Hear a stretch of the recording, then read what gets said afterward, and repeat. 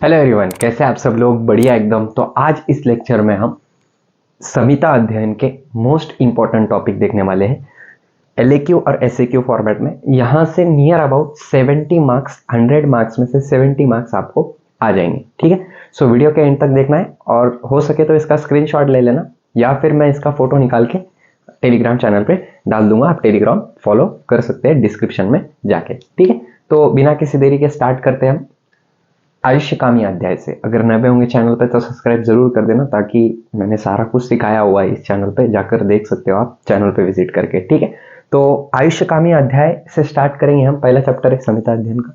ठीक है, और जो चरक संहिता है, ठीक है, इस चरक संहिता और अष्टांग हृदय दोनों को मिला के क्वेश्चन निकाले हुए। ठीक है, सो आप ये ध्यान में रखो कि चरक संहिता के भी कुछ क्वेश्चन आएंगे इसमें और साथ ही साथ अष्टांग हृदय के भी, क्योंकि जो चरक संहिता है और अष्टांग हृदय उसमें नियर अबाउट सारे चैप्टर सेम है। ठीक है, वातकालीय अध्याय ये चैप्टर थोड़ा अलग है बस चरक संहिता में। ठीक है, कोई बात नहीं, हम देख लेते हैं। यहाँ पर मैंने तो बोल दिया है 80 मार्क्स में से 70 मार्क्स ये क्वेश्चन में से बनेंगे फिक्स, मतलब फिक्स। तो स्टार्ट करते हैं हम बिना किसी देरी के।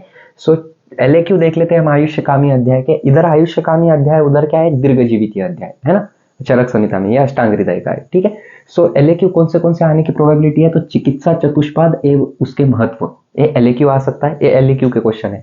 चिकित्सा चतुष्पाद एवं महत्व, ये डबल क्वेश्चन, चिकित्सा चतुष्पाद एवं उसके महत्व।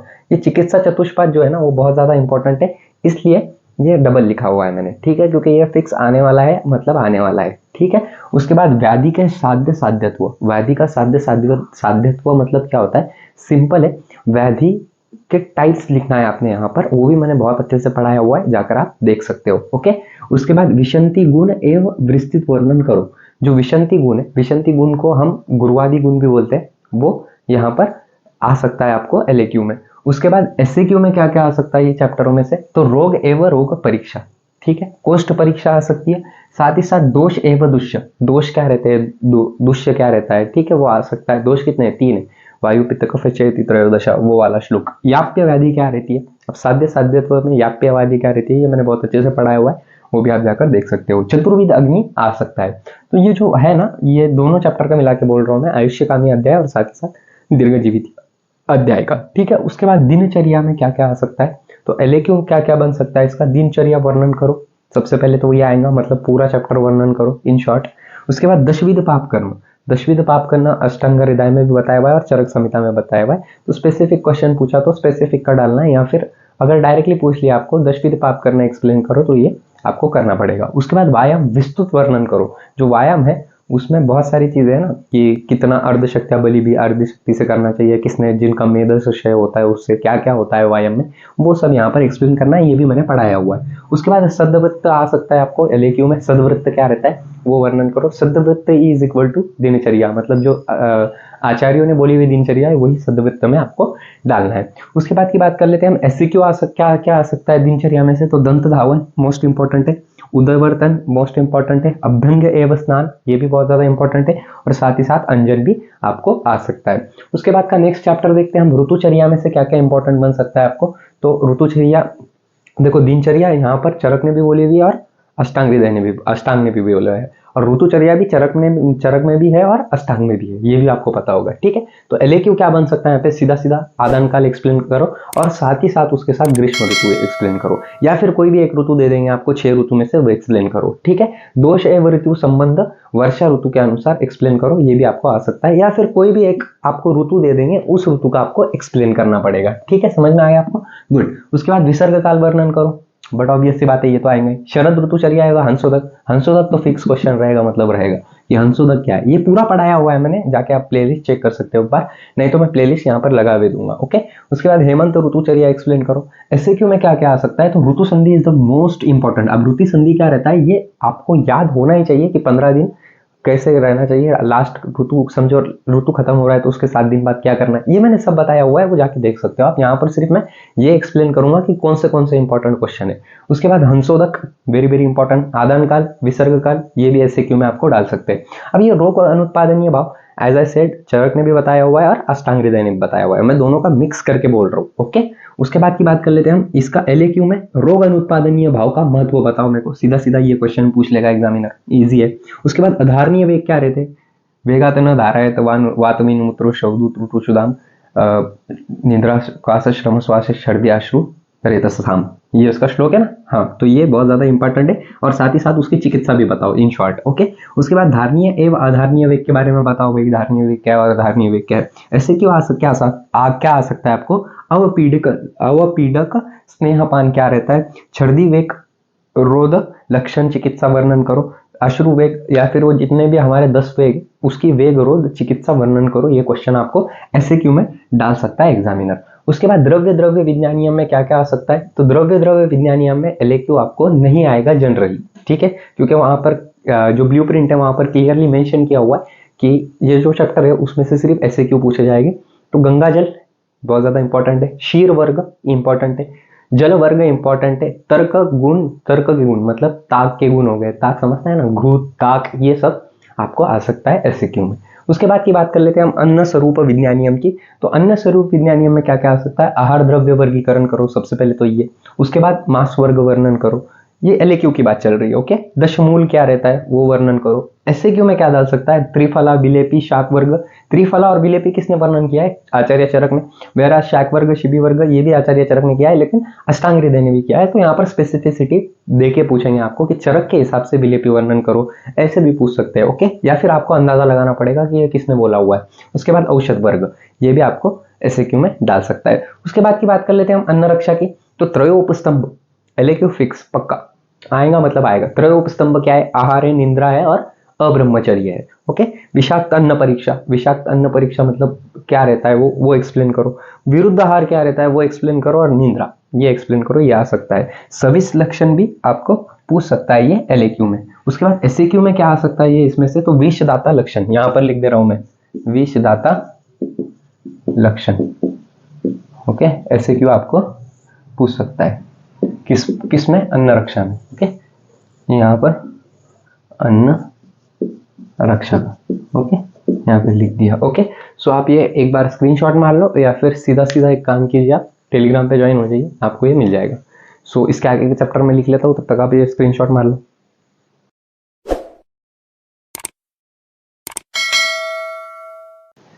तो नेक्स्ट चैप्टर है हमारे पास मातृश्रुति अध्याय। उसके पहले एक इंपॉर्टेंट नोटिफिकेशन, जिसको नोट्स चाहिए होंगे, मराठी में है नोट्स अवेलेबल, सबसे पहली बात तो ये, तो मेरे को, और वो पेड है, और सैंपल नोट्स भी पड़े हुए टेलीग्राम पे, वो भी आप ज्वाइन कर सकते हो। 7887559633 ये नंबर पे आपको मेरे को कॉन्टैक्ट करना है अगर आपको वो सैंपल नोट्स पसंद आए तो। और ये पूरा डाले हुआ है उस पर, ये जितना भी है ना, साथ ही साथ 5 सब्जेक्ट का है, और आयुर्वेद इतिहास वगैरह सारे नोट्स उस पर पड़े हुए। और फर्स्ट टर्म के 2 क्वेश्चन पेपर है, सेकंड टर्म के 2 क्वेश्चन पेपर है, और साथ ही साथ यूनिवर्सिटी के 2 क्वेश्चन पेपर वहां पर आपको मिल जाएंगे 1300 रुपए में, नोट्स प्लस सारी चीजें। ओके, तो स्टार्ट करते हैं मातृश्रुति अध्याय से। हमारा ये चालू था ना, LAQ क्या क्या बन सकता है मातृश्रुति अध्याय से, तो आहार मात्रा और अष्टविधि एक्सप्लेन करो, ये बन सकता है सबसे पहले। उसके बाद अजीर्ण प्रकार एवं चिकित्सा, ये वर्णन करो, ये बन सकता है। आम प्रदूषित व्याधि, आम प्रदूषित व्याधि क्या रहती है ये एक्सप्लेन करो, बोल सकता है आपको। उसके बाद आम दोष क्या है ये एक्सप्लेन करो, ये भी आपको बोल सकता है, ठीक है। उसके बाद अनुपान हो गया, समाशन हो गया, आमविष हो गया, अल्सक हो गया, विसूचक, अनुपान ये एक SAQ बन सकता, समाशन ये एक SAQ बन सकता, आमविष ये स्पेशल एक SAQ बन सकता है। इसको पहले समझाया था मैंने, लेकिन क्या हुआ ना, वो वीडियो आया नहीं, रिकॉर्ड नहीं हुआ, डबल से रिकॉर्ड कर रहा हूँ। अल्सक ये भी आपको एक SAQ बन सकता, और विसूचिका ये भी आपको एक SAQ बन सकता। उसके साथ समाशन एवं अध्यासन ये भी एक आपको SAQ बन सकते हैं। उसके बाद द्रव्यादि विज्ञानियम में क्या बनेगा SAQ भैया, द्रव्यादि विज्ञानियम में अग्नेय हो गया, वायव्य हो गया, पार्थिव हो गया, और ये जो है ये इंपॉर्टेंट एस्पेक्ट है ये चैप्टर के, तो इस पे से SAQ पूछ सकते हैं। आपको LAQ आने की प्रोबेबिलिटी ये चैप्टर में से बहुत ज्यादा कम है, क्योंकि ऑलरेडी बहुत सारे इससे बड़े बड़े चैप्टर के वेटेज पड़े हुए हैं हमारे पास। मैं ऐसे ये मैंने पूरा मेरे खुद से निकाला हुआ है, नियर अबाउट 5 साल के पेपर एनालाइज किए मैंने, और वेरियस यूनिवर्सिटी के भी पेपर एनालिसिस किए, तब जाके मैं ये बता रहा हूँ।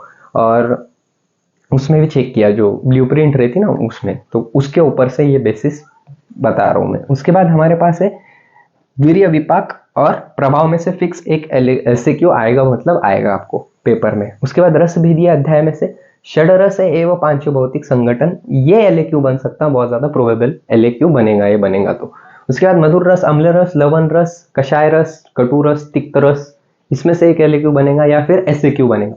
एलएक्यू कैसा बनेगा कि डिटेल वर्णन करो, उसका पूरा वर्णन करो, या और एसएक्यू कैसे बनेगा, एलएक्यू मतलब लॉन्ग आंसर ऐसे बनेगा कि डिटेल वर्णन करो, और एसएक्यू कैसे बनेगा कि अति योग वर्णन करो या फिर लक्षण वर्णन करो, ऐसे ही बनेगा। ओके, और सिंपल मतलब सामान्य लक्षण, अति योग लक्षण, अयोग लक्षण, उसकी चिकित्सा, ऐसे स्पेसिफिक क्वेश्चन पूछेगा एमसीक्यू में, लेकिन एलएक्यू में सारा एक्सप्लेन करने को बोलेगा। ओके, उसके बाद दोषादि विज्ञान की बात कर लेते हैं हम।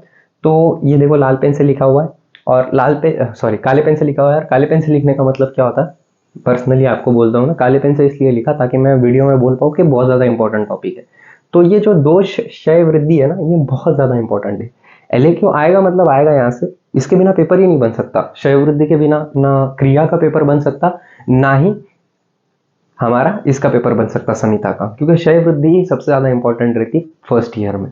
तो दोष की क्षय वृद्धि और साथ ही साथ इसके श्लोक भी याद करनी पड़ेगी आपको। मल क्षय वृद्धि हो गया, वात दोष हो गया, और धातु क्षय वृद्धि। वात दोष में पूरा वात दोष एक्सप्लेन करना पड़ेगा, पित्त दोष या फिर कफ दोष। ओके, ये तीनों दोष में से एक दोष आपको आ जाएगा एलएक्यू में। तो दोषादि विज्ञानियां one of the most important chapter में से एक है। उसके साथ साथ एससीक्यू में क्या पूछेगा आपको, तो त्रिदोष वृद्धि क्षय पूछ लेगा। त्रिदोष दोष वात पित्त कफ के दोष बताओ, सॉरी वात का क्षय वृद्धि बताओ, पित्त का क्षय वृद्धि बताओ, या फिर कफ का क्षय वृद्धि बताओ, ऐसे एलसीक्यू बन सकता। ओज पूछ सकता आपसे, ओज one of the most important topic है। या फिर धातु पूछ लेगा, 6-7 में से एक आधा धातु। ओज विस्तृत लक्षण पूछ सकता आपसे, और रक्त क्षय मतलब सारे क्षय धातुओं के, या फिर कौन सा भी क्षय आपको उठा के पूछ सकता, ये दोषादि विज्ञानीय में। उसके बाद दोष भेदीय में क्या आने की प्रोबेबिलिटी है, तो ऋतु और दोष के संबंध आने की एलएक्यू की प्रोबेबिलिटी है। दोष के जो सामान्य स्थान रहते हैं वो आने की बहुत ज्यादा प्रोबेबिलिटी है, और दशविध परीक्षा आने की बहुत ज्यादा प्रोबेबिलिटी है। एसक्यू में क्या आएगा कि वात के प्रकार, पित्त के प्रकार, कफ के प्रकार, ये आ सकता है, और समदोष लक्षण एक्सप्लेन करो, ये आ सकता है ये चैप्टर में से। ओके, उसके बाद दोष उपक्रमी नियम में क्या आएगा, तो एलएक्यू के लिए दोष उपक्रम वर्णन आ सकता, आम दोष चिकित्सा आ सकता। एसक्यू में ये एलएक्यू की बात हो गई। एसक्यू में वात उपक्रम, औषध सेवन काल और संशोधन काल आ सकता। मेरा द्विविध उपक्रम नियम में क्या आएगा, द्विविध उपक्रम नियम ऐसे आ जाएगा डायरेक्ट, द्विविध उपक्रम नियम एलएक्यू के लिए एक्सप्लेन कर दो, और शमन प्रकार, लंघन, उपक्रम भेद, ये एसक्यू के लिए आ जाएगा। ठीक है, ऐसी अगर सारे इसके लिए चाहिए होगा आपको, तो मेरे को कम से कम आप 10 से 15 कमेंट करो ये वीडियो पे। मैं फॉर श्योर आपको नेक्स्ट जो चैप्टर, जितने भी चारों के चारों सब्जेक्ट है हमारे बाकी के, उसके भी बना के दूंगा इफ एंड बट आपके 10 से 15 कमेंट रहते हैं इस वीडियो पे, तो वरना मैं नहीं बनाऊंगा। So thank you so much, have a great day, और चैनल पर नए होंगे तो सब्सक्राइब करना बिल्कुल मत भूलो। Thank you.